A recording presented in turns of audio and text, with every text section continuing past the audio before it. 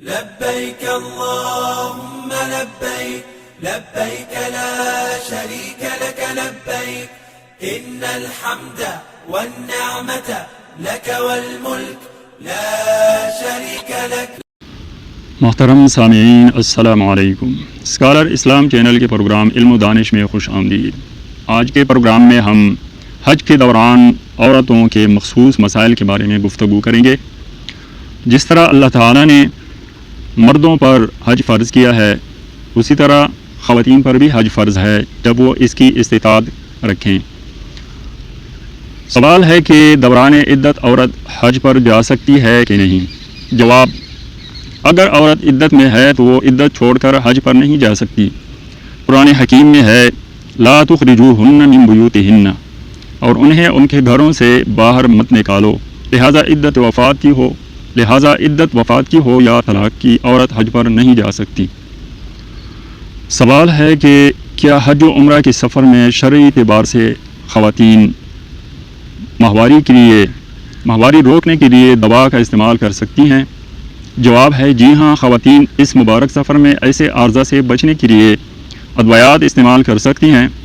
حضرت عبداللہ ابن عمر رضی اللہ عنہما سے جب پوچھا گیا کیا عورت ایسی دوا استعمال کر سکتی ہے جس کی وجہ سے وہ واپسی تک حیض سے محفوظ رہے، انہوں نے فرمایا میں اس میں کوئی حرج محسوس نہیں کرتا، بلکہ فرمایا اس سلسلہ میں پیلو کا پانی مفید ہوتا ہے، یعنی ان کو علاج بھی بتا دیا.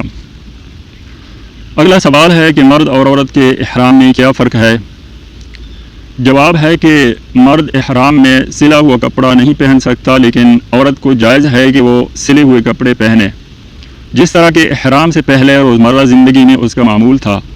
ہاں، البتہ اپنا چہرہ کھلا رکھے گی کیونکہ عورت کا احرام اس کے چہرے میں ہے. البتہ سر پر دوپٹہ اوڑھنا لازم ہے، جبکہ مرد کا احرام سر اور چہرہ دونوں میں ہے، لہٰذا مرد کپڑے سے دونوں کو نہیں ڈھانپ سکتا. اگلا سوال ہے کیا عورت حالت حیض و نفاس میں احرام باندھ سکتی ہے؟ جواب ہے جی ہاں، عورت حالت حیض و نفاس میں احرام باندھ سکتی ہے. حضرت ابن عباس رضی اللہ عنہ روایت کرتے ہیں کہ نفاس اور حیض والی عورتیں غسل کر کے احرام باندھیں اور تمام مناسک حج ادا کریں سوائے طواف کعبہ کے، جب تک کہ پاک نہ ہو جائیں. ترمذی کتاب الحج. اگلا سوال ہے کہ حائضہ دوران حج کون سے امور ادا کر سکتی ہے اور کون سے نہیں؟ جواب اس کا یہ ہے کہ حائضہ دوران حج منی، عرفات، مزدلفہ میں قیام، ذکر، وقوف، رمی جمار اور قربانی کر سکتی ہے. علاوہ ازیں مسجد کے بیرونی صحن میں بیٹھ کر ذکر و اذکار اور دعائیں مانگی جا سکتی ہیں، لیکن طواف نہیں کر سکتی. حضور نبی اکرم صلی اللہ علیہ وسلم نے حالت حیض و نفاس والی عورت کے بارے میں فرمایا کہ وہ طواف کے سوا حج کے تمام ارکان ادا کرے. ابن ماجہ کتاب المناسک. اگلا سوال ہے کہ عورت حالت احرام میں نقاب یا دستانے استعمال کر سکتی ہے کہ نہیں؟ جواب ہے حضرت ابن عمر رضی اللہ عنہ سے روایت ہے کہ حضور نبی اکرم صلی اللہ علیہ وسلم نے فرمایا عورت حالت احرام میں نقاب اور دستانے نہ پہنے. ترمذی کتاب الحج. اگلا سوال ہے کہ اگر عورت حج کے دوران چہرے کا پردہ کرنے کے لیے کسی چیز یا پنکھے کا استعمال کرتی ہے تو ایسی صورت میں اسے کیا کرنا چاہیے؟ جواب اس کا یہ ہے اگر عورت حج کے دوران چہرے کا پردہ کرنے کے لیے کسی چیز یا پنکھے کا استعمال کرتی ہے تو ایسی صورت میں اسے احتیاط کرنا ہوگی کہ جس چیز یا پنکھے وغیرہ سے وہ چہرہ ڈھانپ رہی ہے وہ ماتھے، ناک یا منہ کو مس نہ کرے، کیونکہ چہرے کے ساتھ مس ہونے کی صورت میں اس عورت پر صدقہ فطر کے برابر صدقہ ادا کرنا واجب ہوگا. اگلا سوال ہے کہ اونچی آواز میں تلبیہ کہہ سکتی ہے کہ نہیں؟ جواب اس کا یہ ہے جی نہیں، عورت مرد کی طرح اونچی آواز میں تلبیہ نہیں کہہ سکتی، البتہ اتنی آواز میں کہنا جائز ہے جسے وہ خود سن لے. اگلا سوال ہے کہ اگر عورت اپنے بال ایک پور یعنی ایک انگلی کے برابر کاٹے تو اس پہ کیا واجب ہوگا، اگر اس سے کم کاٹے تو اس پہ کیا واجب ہوگا؟ جواب یہ ہے کہ اگر عورت حالت احرام میں پورے یا 1/4 سر کے بال انگلی کے ایک پور کے برابر کاٹے تو دم یعنی بکری کی قربانی دے اور اس سے کم میں صدقہ یعنی صدقہ فطر کے برابر گندم کا نصف سا یا اس کی قیمت ادا کرے. اگلا سوال ہے کہ طواف کے دوران اگر عورت حائضہ ہو جائے تو کیا کرے؟ جواب اس کا یہ ہے کہ طواف کے دوران اگر عورت حائضہ ہو جائے تو وہیں سے طواف چھوڑ دے۔ اگر عمرہ یا حج کا طواف تھا تو پاک ہونے کے بعد مکمل کرے، اور اگر نفلی طواف شروع کر دیا تھا تو بھی بعد میں اسے ادا کرے، کیونکہ اگر کوئی نفلی کام شروع کرنے کے بعد چھوڑ دیا جائے تو اسے مکمل کرنا ضروری ہوتا ہے۔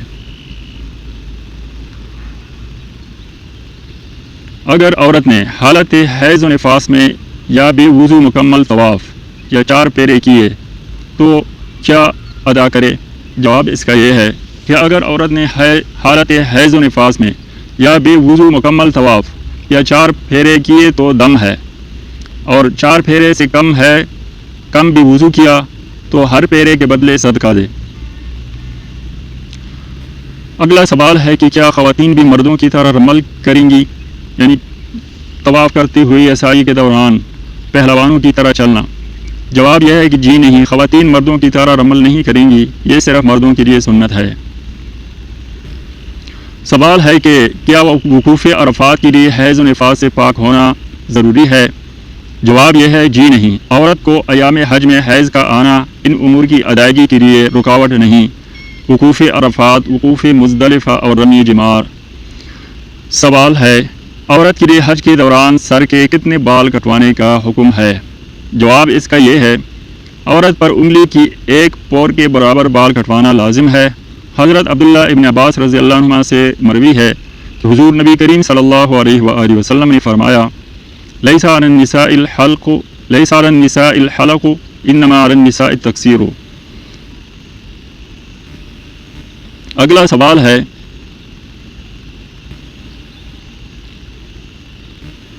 اگر کسی عورت کو طواف زیارت کی ادائیگی سے پہلے حیض آ گیا تو وہ کیا کرے؟ جواب اس کا یہ ہے اگر کسی عورت کو طواف زیارت کی ادائیگی سے پہلے حیض آ گیا تو وہ طواف نہ کرے، بلکہ اس وقت تک تاخیر کرے جب تک کہ پاک نہ ہو جائے۔ اگرچہ ایام نحر گزر جائیں اور اس پر تاخیر کی وجہ سے کوئی دم لازم نہیں آئے گا، البتہ ایام نحر میں پاک ہونے کے بعد اس کو اتنا وقت مل گیا تھا کہ طواف کے اکثر چکر یا یہ ادا کر سکتی تھی، اور پھر اس نے تاخیر کی تو دم لازم آئے گا۔ اور اگر اس نے وقوف عرفات اور طواف زیارت ادا کر لیے اور طواف وداع کے وقت اس کو حیض آ گیا تو طواف وداع اس سے ساقط ہو جائے گا اور اس پر کوئی فدیہ بھی واجب نہ ہوگا۔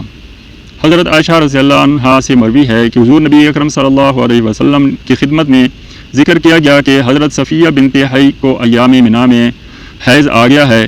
آپ صلی اللہ علیہ وسلم نے فرمایا کیا وہ ہمیں روکنے والی ہے؟ صحابہ نے عرض کیا انہوں نے طواف زیارت کر لیا ہے۔ حضور نبی کریم صلی اللہ علیہ وسلم نے فرمایا اب کوئی بات نہیں۔ حضرت عائشہ رضی اللہ عنہا سے مروی ہے کہ عورت طواف زیارت کر چکے اور پھر اسے حیض آئے تو وہ چلی آئے تو اس صورت میں اس پر کچھ واجب نہیں۔ ترمذی کتاب الحج۔ ناظرین، تبلیغ کی نیت سے اس ویڈیو کو شیئر کریں، لائک کریں، اور ہمارے تبلیغی مشن میں شامل ہونے کے لیے اس چینل کو ضرور سبسکرائب کریں۔ وآخر دعوانا ان الحمد للہ رب العالمین۔